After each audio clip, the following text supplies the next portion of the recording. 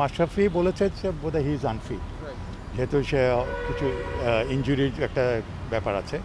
তো by this time যদি সে ঠিক হয়ে যায়, ডেফিনেটলি যে শুধু এসে যদি রিপোর্ট করে যায় হি ইজ অল রাইট, তাহলে ডেফিনেটলি হি ইজ দেয়ার।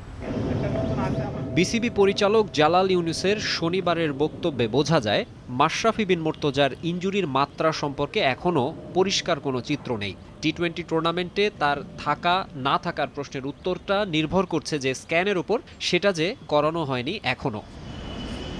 রানিংয়ের সময় হ্যামস্ট্রিংয়ে চোট পাওয়ার পর থেকেই ঘরবন্দি তিনি।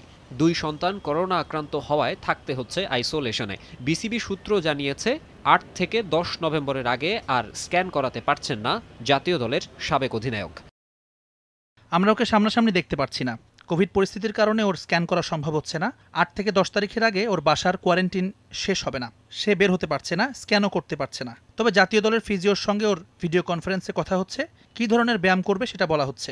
ওই হিসেবেই সে চলছে।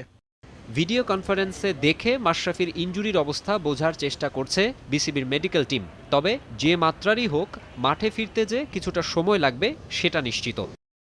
হ্যামস্ট্রিং ইনজুরির মাত্রা না জানলে মাঠে ফিরতে কতদিন লাগবে সেটা বলা কঠিন। গ্রেড 1 হলে একরকম, গ্রেড 2 হলে আরেক রকম। আমরা গ্রেড 1 হিসেবে এগোচ্ছি, সেটা হলেও 1 সপ্তাহ লেগে যাবে। স্ক্যান করলেও তো চিকিৎসা পদ্ধতি একই থাকবে, তবে স্ক্যান হলে আমরা মাত্রা বুঝতে পারবো, বলতে পারবো যে ফিট হতে কতদিন লাগবে। সব মিলিয়ে এখনও 2 থেকে 3 সপ্তাহের বিষয় রয়েছে। তবে মুশফিকুর রহিমের ব্যাপারে সুসংবাদই পাওয়া গেছে। প্রেসিডেন্টস কাপে কাঁধে ব্যথা নিয়ে মাঠ ছাড়লেও এখন নাকি সুস্থই আছেন এই উইকেটরক্ষক ব্যাটসম্যান। মাকসুম আলম খান, সময় সংবাদ, ঢাকা।